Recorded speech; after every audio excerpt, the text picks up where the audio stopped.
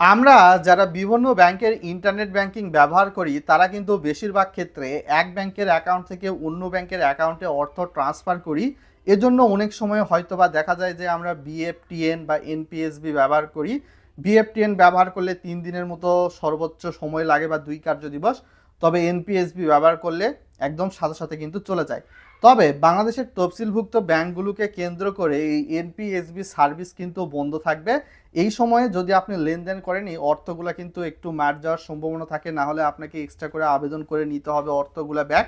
তো কোন সময় বন্ধ থাকছে, ভিডিওতে লাইক করে ভিডিওটা বন্ধু বান্ধবদের সঙ্গে শেয়ার করে দিন, যাতে করে তারা এই বিষয়টা জানতে পারে।